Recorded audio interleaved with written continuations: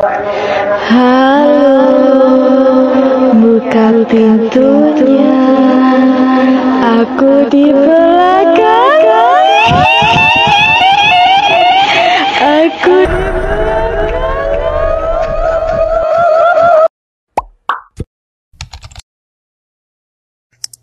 Hai guys, Assalamualaikum warahmatullahi wabarakatuh. Namo Buddhaya, Om Swastiastu, Salam, salam kebajikan untuk kita semua. Selamat datang buat kalian yang mungkin baru pertama join ke channel Vigo Hansen.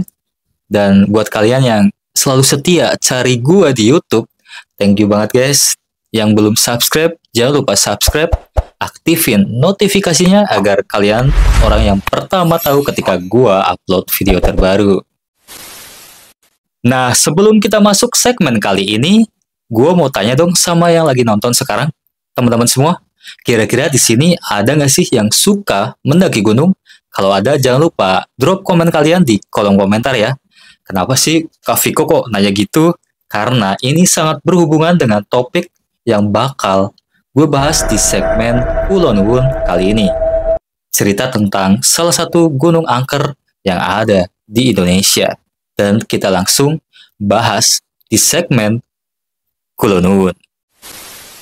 Di segmen Kulo Nuwun kali ini, gue bakal bahas cerita mistis Gunung Lawu yang membuat merinding para pendaki. Cerita mistis Gunung Lawu sangat dipercaya oleh sebagian masyarakat. Dan Gunung Lawu sendiri letaknya berada di perbatasan antara Jawa Timur dan Jawa Tengah. Gunung Lawu juga diketahui sebagai spot pendakian yang cukup favorit di kalangan para pendaki, karena banyak orang yang pengen menaklukkan gunung satu ini.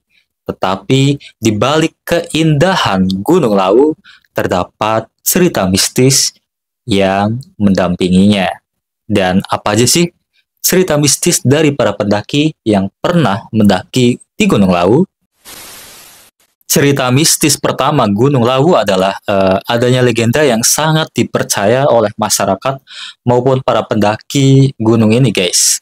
Dan Gunung Lawu ini dianggap sebagai kutukan Prabu Brawijaya, yaitu raja terakhir dari kerajaan Majapahit. Gunung Lawu memiliki 3 puncak, yaitu Hargo Dalem, Hargo Dumiling, dan Hargo Dumilah. 3 puncak ini diyakini dilindungi oleh 2 sosok makhluk astral, yaitu Dipa Menggala dan Wangsa Menggala. Dalam kisah yang diceritakan oleh masyarakat secara turun-menurun, diyakini bahwa penjaga Gunung Lawu antara Dipa Menggala dan Wangsa Menggala dulunya merupakan seorang manusia biasa yang hanya mendampingi Prabu Brawijaya saat mengasingkan diri. Kemudian mereka diangkat sebagai penguasa atau patih yang membawai semua makhluk gaib penjaga Gunung Lawu.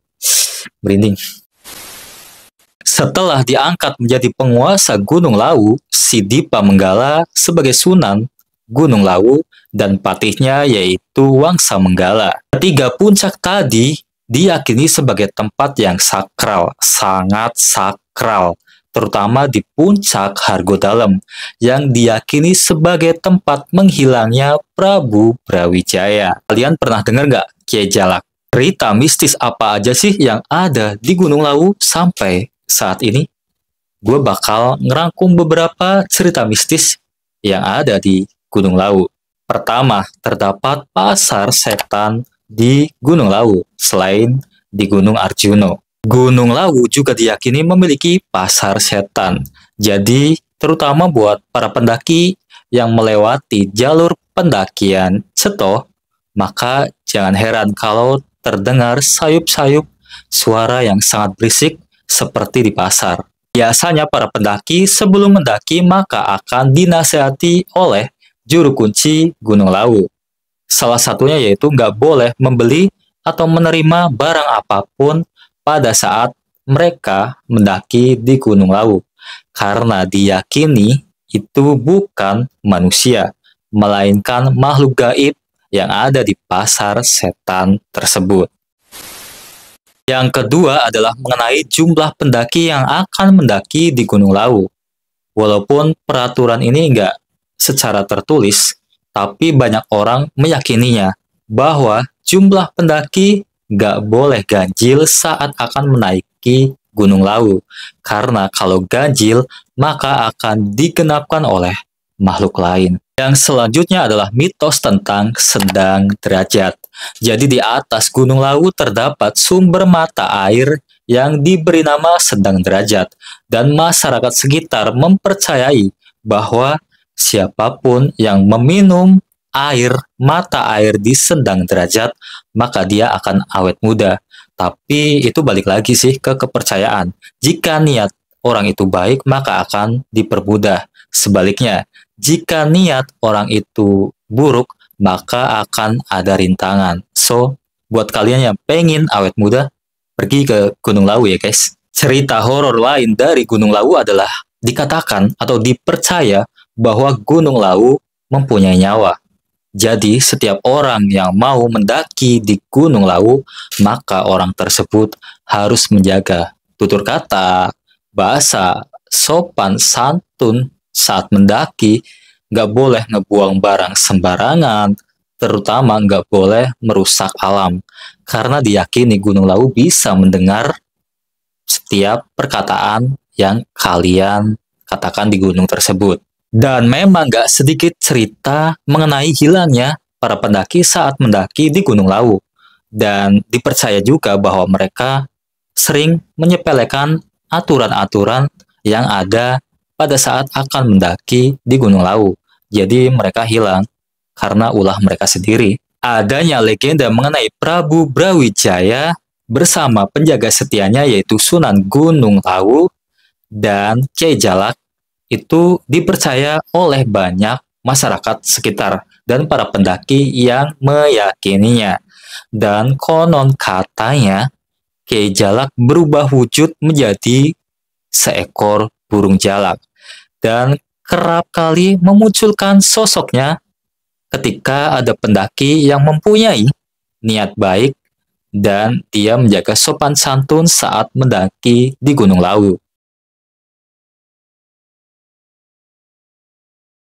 Menurut kepercayaan beberapa masyarakat pun, kalau burung jalak memunculkan sosoknya selama kita mendaki di Gunung Lawu, maka diyakini bahwa kita disambut oleh para penguasa gunung tersebut, guys. Terlepas dari cerita horor mengenai Gunung Lawu, emang udah sepantasnya dan sepatutnya setiap kita mendatangi tempat yang baru, kita harus menjaga sopan santun, tutur kata, dan mengikuti aturan-aturan yang ada di sana dong. Intinya, buat teman-teman yang emang suka mendaki, dari gue pribadi mohon dengan sangat, setiap kalian mendaki, nggak usah katro, nggak usah coret-coret di batu, maupun nggak usah cari sensasi buat di sosial media.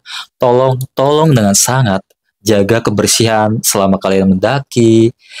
Kalau bisa, datang bersih, pulang pun saat kalian meninggalkan gunung selalu bersih.